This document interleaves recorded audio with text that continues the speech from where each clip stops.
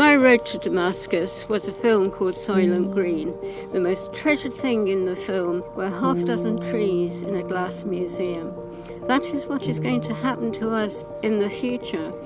The way we are treating our planet locally and worldwide is going to bring that as our future. It's important to do something now to protect our environment for future generations. I want my great-granddaughter to have a world to inherit and not a desert.